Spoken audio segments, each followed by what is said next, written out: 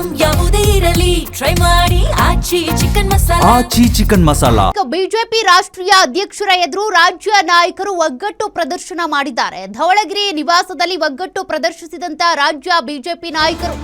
ರಾಷ್ಟ್ರೀಯ ಬಿಜೆಪಿ ಅಧ್ಯಕ್ಷ ನಿತಿನ್ ನಬೀನ್ ಆಗಮನ ಹಿನ್ನೆಲೆ ರಾಜ್ಯ ಬಿಜೆಪಿ ನಾಯಕರ ಒಗ್ಗಟ್ಟು ಪ್ರದರ್ಶನ ಆಗಿದೆ.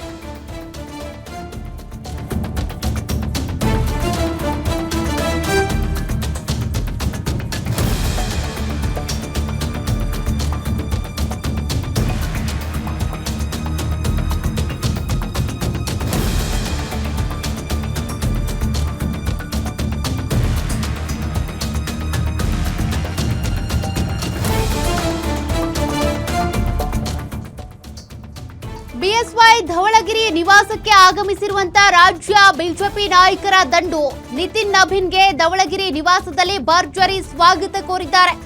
ಆರತಿ ಬೆಳಗ್ಗೆ ಸ್ವಾಗತಿಸಿದಂತಹ ಬಿಎಸ್ವೈ ಪುತ್ರಿ ಅರುಣಾದೇವಿ ಡಾಲರ್ಸ್ ಕಾಲೋನಿಯಲ್ಲಿರುವಂತಹ ಬಿಎಸ್ವೈ ನಿವಾಸ ಬಳಿಕ ಬಿಎಸ್ವೈ ನಿವಾಸದಲ್ಲಿ ನಿತಿನ್ ನಬೀನ್ ಬ್ರೇಕ್ಫಾಸ್ಟ್ ಮಾಡಿದ್ದಾರೆ.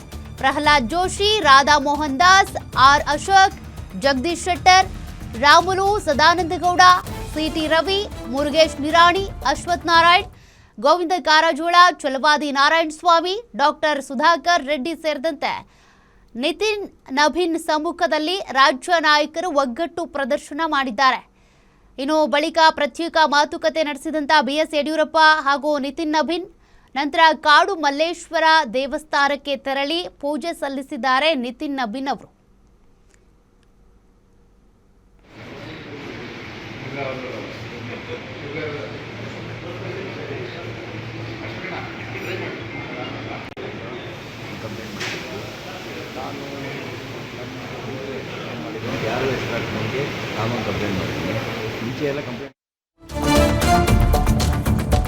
ಬಿಜೆಪಿ ಕಚೇರಿಗೆ ಆಗಮಿಸಿದಂತ ರಾಷ್ಟ್ರೀಯ ಅಧ್ಯಕ್ಷ ನಿತಿನ್ ನಬೀನ್ ನೇತೃತ್ವದಲ್ಲಿ ಬಿಜೆಪಿ ಕಚೇರಿಯಲ್ಲಿ ಸರಣಿ ಸಭೆಗಳು. ಮೊದಲು ಔಪಚಾರಿಕ ಸಭೆ ನಡೆಸಲಿರುವಂತಹ ನಿತಿನ್ ನಬೀನ್ ಆ ಸಭೆಯಲ್ಲಿ ಶಾಸಕರು, ಸಂಸದರು, ಪದಾಧಿಕಾರಿಗಳು, ಪರಿಷತ್ನ ಸದಸ್ಯರು ಭಾಗಿಯಾಗ್ತಾರೆ. ಇನ್ನು ಮಧ್ಯಾಹ್ನ 1 ಗಂಟೆವರೆಗೂ ಕೂಡ ನಿತಿನ್ ನಬೀನ್ ನೇತೃತ್ವದಲ್ಲಿ ಸಭೆ ನಡೆಯುತ್ತೆ. ಬಹಳ ಮಹತ್ವ ಪಡ್ಕೊಳ್ತಾ ಇರುವಂತಹ ಸಭೆ ಇದು. ಕಾರಣ ಇತ್ತೀಚೆಗಷ್ಟೇ ಕೇಂದ್ರದ ಕಡೆಯಿಂದ ನಾಯಕರು ಬಂದು 30 ಜನ ಶಾಸಕರ ಒಪಿನಿಯನ್ ಪಡ್ಕೊಂಡು ಹೋಗಿದ್ರು. ಅದು ರಾಜ್ಯಾಧ್ಯಕ್ಷರ ಬದಲಾವಣೆ ವಿಚಾರಕ್ಕೆ ಸಂಬಂಧಪಟ್ಟಂತೆ. ಅವರು ಬಂದು ಹೋದ ನಂತರದಲ್ಲಿ ಬಿಜೆಪಿ ರಾಷ್ಟ್ರೀಯ ಅಧ್ಯಕ್ಷ ನಿತಿನ್ ನಬೀನ್ ಅವರು ರಾಜ್ಯಕ್ಕೆ ಬಂದಿರೋದು, ಈ ರೀತಿ ಸರಣಿ ಸಭೆಗಳನ್ನ ನಡೆಸ್ತಾ ಇರೋದು ಸಾಕಷ್ಟು ಮಹತ್ವವನ್ನ ಪಡ್ಕೊಳ್ತಾ ಇದೆ. ಸದ್ಯ ನಿತಿನ್ ನಬೀನ್ ಅವರು ಯಡಿಯೂರಪ್ಪನವರ ನಿವಾಸದಲ್ಲಿ ಬ್ರೇಕ್ಫಾಸ್ಟ್ ಮಾಡಿದ್ದಾರೆ. ಮಧ್ಯಾಹ್ನ 1 ಗಂಟೆವರೆಗೂ ಮೀಟಿಂಗ್ ಕೂಡ ಇದೆ.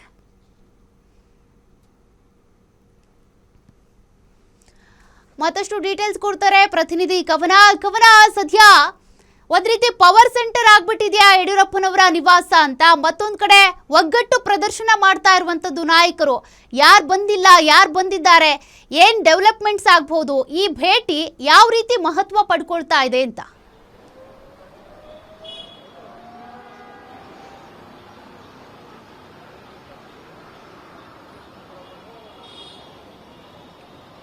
ಸೌಖ್ಯ ಈಗಾಗಲೇ ಯಡಿಯೂರಪ್ಪನವರ ನಿವಾಸ ಪವರ್ ಸೆಂಟರ್ ಆಗಿರುವಂತದ್ದು. ಯಾಕಂದ್ರೆ ಸಾಕಷ್ಟು ಅಂದ್ರೆ 1.5 ವರ್ಷ 2 ವರ್ಷಗಳ ನಂತರ ಇದೀಗ ಮತ್ತೆ ಯಡಿಯೂರಪ್ಪನವರ ನಿವಾಸದಲ್ಲಿ ರಾಜಕೀಯ ಚಟುವಟಿಕೆಗಳು ಗರಿಗೆದರುವಂತಿರುವ. ಅದೇ ರೀತಿಯಾಗಿ ಇವತ್ತು ರಾಷ್ಟ್ರೀಯ ಅಧ್ಯಕ್ಷ ನಿತಿನ್ ನಬೀನ್ ಅವರು ರಾಜ್ಯಕ್ಕೆ ಆಗಮಿಸಿರೋದ್ರಿಂದ ಯಡಿಯೂರಪ್ಪನವರ ನಿವಾಸದಲ್ಲಿ ಬ್ರೇಕ್ಫಾಸ್ಟ್ ಅನ್ನು ಕೂಡ ಸೇವಿಸಿದ್ದಾರೆ.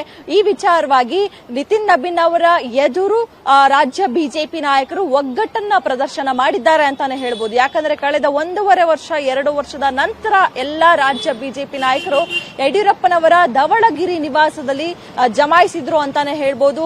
ಭರ್ಜರಿಯಾಗಿ ನಿತಿನ್ ನಬೀನ್ ಅವರನ್ನ ಸ್ವಾಗತ ಮಾಡಿದ್ರು. ಜೊತೆಗೆ ರಾಜ್ಯ ಬಿಜೆಪಿಯಲ್ಲಿ ಬಣಬಡಿದಾಟ ಇದೆ ಅನ್ನುವಂಥದ್ದು ಹೈಕಮಾಂಡ್ ಹಂತಕ್ಕೂ ಸಹ ಹೋಗಿತ್ತು, ಹೈಕಮಾಂಡ್ ಮಟ್ಟಕ್ಕೂ ಸಹ ಹೋಗಿತ್ತು. ಸೊ ಹೀಗಾಗಿ ರಾಷ್ಟ್ರೀಯ ಅಧ್ಯಕ್ಷರ ಎದುರು ನಾವು ಒಗ್ಗಟ್ಟನ್ನ ಪ್ರದರ್ಶನ ಮಾಡಲೇಬೇಕು ಅನ್ನುವಂತಹ ನಿಟ್ಟಿನಲ್ಲಿ ಇವತ್ತು ಎಲ್ಲಾ ಹಿರಿಯ ನಾಯಕರು ಸೇರಿದಂತೆ ಎಲ್ಲಾ ನಾಯಕರು ಸಹ ಇವತ್ತು ಧವಳಗಿರಿ ನಿವಾಸದಲ್ಲಿ ಜಮಾಯಿಸಿದ್ರು ಅಂತಾನೆ ಹೇಳ್ಬೋದು. ಈಗ ಈಗಾಗಲೇ ಧವಳಗಿರಿ ನಿವಾಸದಲ್ಲಿ ಉಪಹಾರವನ್ನ ಸೇವಿಸಿ ಮಲ್ಲೇಶ್ವರದ ಕಾಡು ಮಲ್ಲೇಶ್ವರ ದೇವಸ್ಥಾನದಲ್ಲಿ ದೇವರಿಗೆ ಪೂಜೆಯನ್ನ ಸಲ್ಲಿಸಿ ಈಗಾಗಲೇ ಬಿಜೆಪಿ ಕಚೇರಿಗೆ ಸಹ ರಾಷ್ಟ್ರೀಯ ಅಧ್ಯಕ್ಷ ನಿತಿನ್ ನಬೀನ್ ಅವರು ಆಗಮಿಸಿರುವುದು. ಯಾಕಂದ್ರೆ ಈಗಾಗಲೇ ರಾಷ್ಟ್ರೀಯ ಅಧ್ಯಕ್ಷರಾದ ಬಳಿಕ ಮೊದಲ ಬಾರಿ ರಾಜ್ಯಕ್ಕೆ ಆಗಮಿಸಿರುವಂತಹ ನಿತಿನ್ ನಬೀನ್ ಅವರು ಸಾಕಷ್ಟು ಸರಣಿ ಸಭೆಗಳನ್ನ ಸಹ ಇವತ್ತು ಮಾಡ್ತಾ ಇರುವಂತದ್ದು. ಮೊದಲು ಔಪಚಾರಿಕ ಸಭೆಗಳನ್ನ ಮಾಡ್ತಾರೆ. ಈಗಾಗಲೇ 11 ಗಂಟೆಗೆ ಸಭೆ ಶುರುವಾಗಿರುವಂತದ್ದು. 11 ಗಂಟೆಯಿಂದ 1 ಗಂಟೆಯವರೆಗೂ ಸಹ ನಿರಂತರವಾಗಿ ಸಭೆ ನಡೆಯಲಿದೆ. ಈ ಒಂದು ಸಭೆಯಲ್ಲಿ ಎಲ್ಲರ ಪರಿಚಯ ಸಹ ಆಗುತ್ತೆ. ಜೊತೆಗೆ ವಿಧಾನಸಭಾ ಚುನಾವಣೆ ಏನು 2028ರ ಚುನಾವಣೆ, ಜೊತೆಗೆ ಜಿಬಿಎ ಚುನಾವಣೆ, ಅದರ ಜೊತೆಗೆ SIR ಈ ಎಲ್ಲಾ ವಿಷಯಗಳ ಬಗ್ಗೆ ಸಹ ಈ ಒಂದು ಸಭೆಯಲ್ಲಿ ಚರ್ಚೆ ಆಗುವಂತಹ ಸಾಧ್ಯತೆ ಇದೆ. ಅಂದ್ರೆ ಯಾವ ರೀತಿಯಾಗಿ ಟಾಸ್ಕ್ ಅನ್ನ ಕೊಡ್ತಾರೆ, ಯಾವ ರೀತಿಯಾಗಿ ರಾಜ್ಯ ಬಿಜೆಪಿ ನಾಯಕರು ಕೆಲಸವನ್ನ ಮಾಡಬೇಕು, ಚುನಾವಣೆಗೆ ಯಾವ ರೀತಿಯಾಗಿ ಈಗಿನಿಂದಲೇ ಪೂರ್ವ ತಯಾರಿಯನ್ನ ಮಾಡಬೇಕು ಅನ್ನುವಂತಹ ಎಲ್ಲಾ ಟಾಸ್ಕ್ ಅನ್ನ ಸಹ ನಿತಿನ್ ನಬೀನ್ ಅವರು ರಾಜ್ಯ ನಾಯಕರಿಗೆ ಕೊಡ್ತಾ ಇರುವಂತದ್ದು. ಸೊ ಹೀಗಾಗಿ ಸಾಕಷ್ಟು ಮಹತ್ವವನ್ನ ಪಡೆದುಕೊಳ್ತಿದೆ ಈ ಒಂದು ಸಭೆ ಅಂತಾನೆ ಹೇಳ್ಬೋದು. ಈ ಒಂದು 11 ಗಂಟೆಯಿಂದ 1 ಗಂಟೆಯವರೆಗೆ ನಡೆದಂತಹ ಸಭೆಯ ನಂತರ ಮತ್ತೆ 3 ಗಂಟೆಗೆ ಕೋರ್ ಕಮಿಟಿ ಸಭೆ ಕೂಡ ಇರುವಂತದ್ದು. ಈ ಒಂದು ಕೋರ್ ಕಮಿಟಿ ವಿಚಾರ ಅಂತ ನಾವು ನೋಡೋದಾದ್ರೆ ಕೋರ್ ಕಮಿಟಿಯಲ್ಲಿ ಕೆಲವಷ್ಟು ಬದಲಾವಣೆಯನ್ನ ಮಾಡಬೇಕು, ಕೆಲವರನ್ನ ಔಟ್ ಮಾಡಬೇಕು, ಇನ್ನು ಕೆಲವರನ್ನ ಇನ್ ಮಾಡಬೇಕು ಅನ್ನುವಂತಹ ನಿರ್ಧಾರವನ್ನ ಇದೀಗ ರಾಜ್ಯ ಬಿಜೆಪಿ ತೆಗೆದುಕೊಂಡಿರುವಂತದ್ದು. ಸೊ ಹೀಗಾಗಿ ಯಾರು ಔಟ್ ಆಗ್ತಾರೆ, ಯಾರು ಇನ್ ಆಗ್ತಾರೆ ಅನ್ನುವಂಥದ್ದು ಸಹ ಈ ಒಂದು ಸಭೆಯಲ್ಲಿ ನಿರ್ಧಾರ ಆಗುವಂತಹ ಸಾಧ್ಯತೆ ಇದೆ. ಸೌಖ್ಯ. ಓಕೆ, ಥ್ಯಾಂಕ್ ಯು ಪವನ ಡೀಟೇಲ್ಸ್ಗೆ.